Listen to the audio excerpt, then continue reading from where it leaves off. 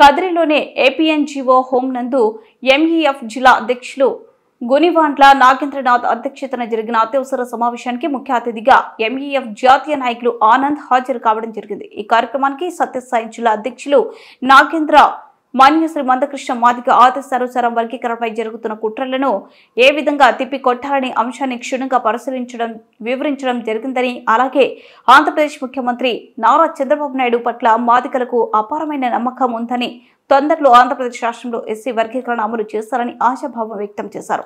మాదిగ ఉద్యోగులుగా మేధావులుగా మనం ప్రతి మాదిగ పల్లెలను సందర్శించి వర్గీకరణ అంశాన్ని దాని ఫలితాలను ప్రతి ఒక్కరికి తెలియజేయాలని సూచించడం జరిగింది. ప్రతి ఒక్క మాదిగ జాతి బిడ్డలకు నా ఉద్యమ నమస్కారాలు తెలియజేస్తున్నాను. ఈ అత్యవసర సమావేశం యొక్క ముఖ్య ఉద్దేశము ఎస్సీ వర్గీకరణ రాష్ట్రాలకే అధికారాన్ని ఇస్తూ రెండు నెలల కిందట సుప్రీంకోర్టు తీర్పు ఇవ్వడం జరిగింది.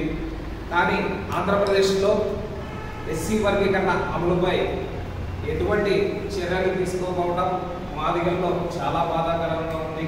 కానీ మాదిగలందరూ ఈ రాష్ట్ర ముఖ్యమంత్రి అయినటువంటి చంద్రబాబు నాయుడు పైన అపారమైన నమ్మకము, గౌరవం పెట్టుకున్నారు.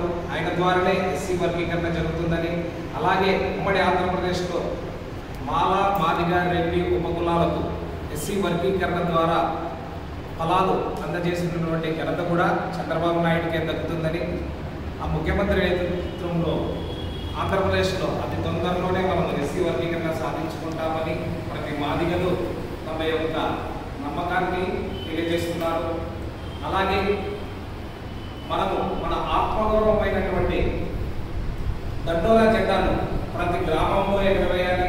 అలాగే ఎంఆర్పిఎస్ అనుబంధ సంఘాలు అందరూ కలిసి ఎస్సీ వర్గీకరణ దాని యొక్క ఫలితాలు, ఆవశ్యకత, ఉద్యమం గురించి ప్రతి గ్రామానికి వెళ్ళి అక్కడ ఉన్న చదువురాని మాదిగలకు వివరించి చెప్పి,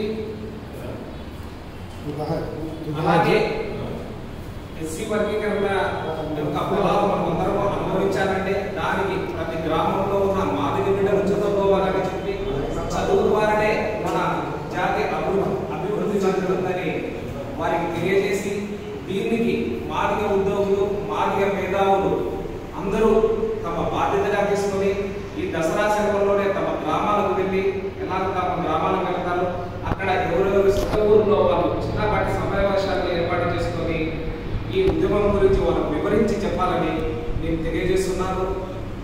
టౌన్ ప్రాంతంలో ఉన్న మనం ప్రతి ఒక్కరికి ఎస్సీ వర్గీకరణ అంటే తెలుసు, కానీ గ్రామాల్లో ఉండే వారికి